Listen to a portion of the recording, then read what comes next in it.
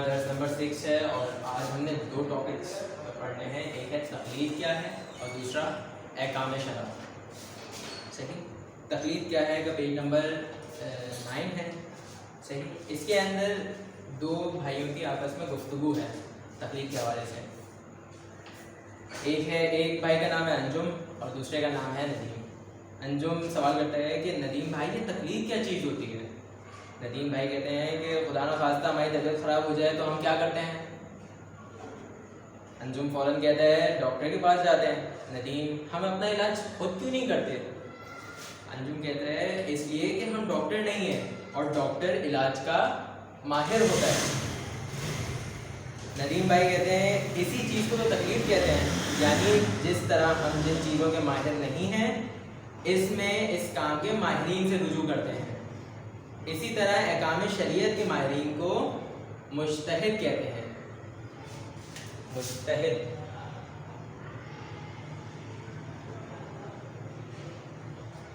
احکام شریعت کے ماہر کو مجتہد کہتے ہیں.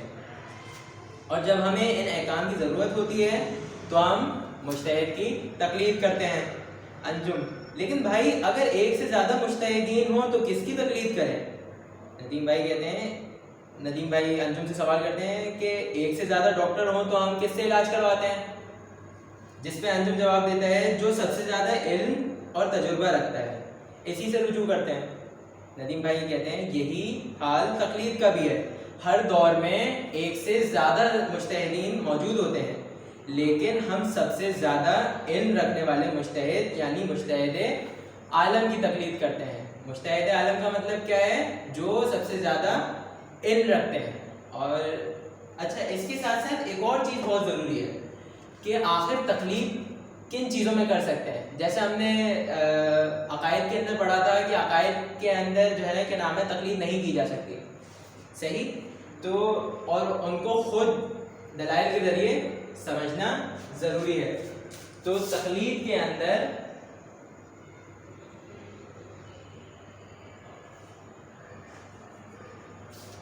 عقائد کے اندر تقلید کی جا سکتی ہے نہیں. اچھا فروع دین کے اندر بھی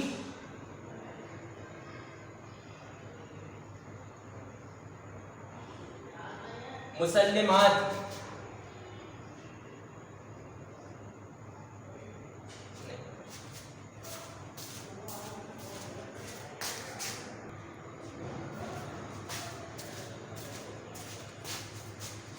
اچھا اب سوال یہ ہے کہ تقلید کر کس چیز پہ سکتے ہیں. ہم نے جب ہمارا دین اسلام پڑھ رہے تھے تو اس کے اندر ہم نے اصول دین کے اندر پڑھا تھا کہ اصول دین کو خود دلائل کے ذریعے سمجھنا ضروری ہے. اس کے اندر ہم تقلید نہیں کر سکتے. اصول دین میں تقلید نہیں کر سکتے.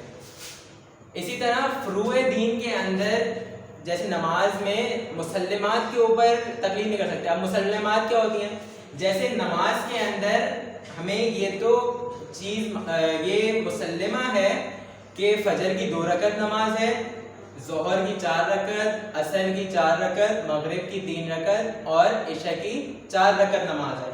اس کے اندر تقلید نہیں کرنی کہ نماز کی رکعت کتنی ہے, بلکہ تقلید ہمیں اس چیز میں کرنی ہوتی ہے کہ نماز کو پڑھنا کس طرح ہے. جیسے رکوع کے اندر کیا ذکر پڑھنا ہے, سجدے کے اندر کیا ذکر پڑھنا ہے, اس کے اندر تقلید کر سکتے ہیں.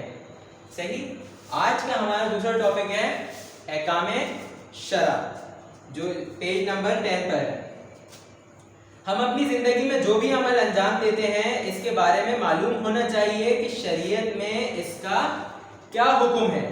اس اعتبار سے احکام شرع یا احکام شریعت کی 5 قسمیں ہیں. ہمارا ہر عمل ان میں سے کسی نہ کسی قسم میں ضرور ہوتا ہے. سب سے پہلی قسم ہے واجب.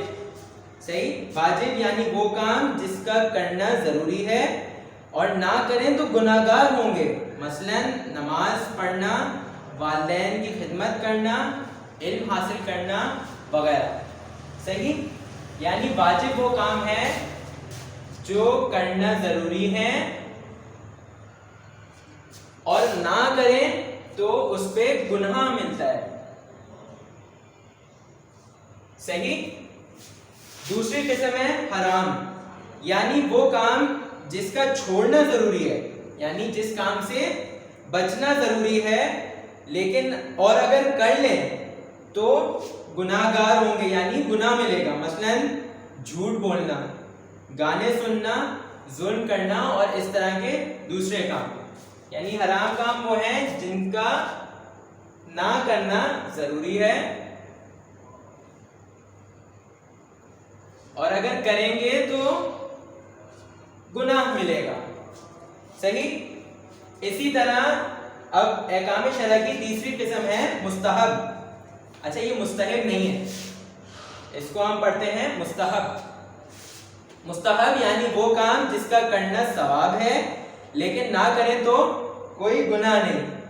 مثلا نماز میں اذان و اقامت کہنا، ہر وقت وضو رہنا، کھانے سے پہلے بسم اللہ پڑھنا اور بی بی فاطمہ کی تسبیح پڑھنا، جو نماز کے بعد ہم تسبیح حضرت فاطمہ زہرا سلام اللہ علیہا پڑھتے ہیں وغیرہ.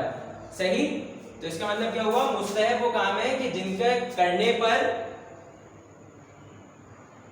ثواب ہے اور نہ کرنے پر نہ کوئی ثواب ہے نہ کوئی گناہ ہے. صحیح. اسی طرح مستحب کی طرح مکروہ. مکروہ چوتھی قسم ہے. مکروہ کام کیا ہوتے ہیں؟ مکروہ یعنی وہ کام جس کا نہ کرنا ثواب ہے، یعنی وہ کام جس سے اگر بچیں تو ثواب ہے لیکن اگر کر لیں تو کوئی گناہ بھی نہیں ہے. مثلا سیاہ جوتے پہننا، ٹائٹ کپڑے پہننا، گرم کھانے کھانا وغیرہ وغیرہ. صحیح. یعنی یہ وہ کام ہیں کہ جن کا نہ کرنے پر ثواب ملتا ہے اور اگر کر لیں تو کوئی گناہ نہیں ہے، لیکن بہتر یہ ہے کہ ہم اسے نہ کریں. پانچویں قسم ہوتی ہے مباح. مباح یعنی وہ کام جس کا کرنا اور نہ کرنا برابر ہے، یعنی اگر ہم اس کو کریں تو کوئی ثواب بھی نہیں ہے اور اگر نہ کریں تو کوئی گناہ بھی نہیں ہے. صحیح. اب مباح کاموں میں کون سے کام آتے ہیں؟ مباح کام جیسے کھانا کھانا، پانی پینا، ورزش کرنا وغیرہ وغیرہ. لیکن اس کے اندر ایک اور بات بہت ضروری ہے، وہ یہ کہ مباح کام اگر قربتاً اللہ کی نیت سے کیا جائے تو مستحب ہو جاتا ہے. یعنی اگر جیسے ایک جنے کے نام میں ایک عالم دین تھے، وہ یہ کیا کرتے تھے کہ جب کھانا کھایا کرتے تھے نا تو کھانے کھانے سے پہلے نیت کرتے تھے. وہ کہتے تھے کہ یا اللہ میں یہ کھانا اس لیے کھا رہا ہوں تاکہ میرے اندر طاقت آئے، میرے اندر قوت پیدا ہو اور میں پھر اللہ کی عبادت کر سکوں. تو اس طرح سے اس عمل سے کھانا کھانا جو مباح کام ہے وہ مستحب کام بن جاتا ہے، یعنی پھر اس کے کرنے سے ثواب ملتا ہے. صحیح. آج کے لیکچر کو یہیں ختم کریں گے. اگر کسی کے پاس کوئی سوال ہے، کسی کا کوئی سوال ہے تو وہ نیچے کامنٹس کے اندر اپنا سوال پوچھ لیں. السلام علیکم.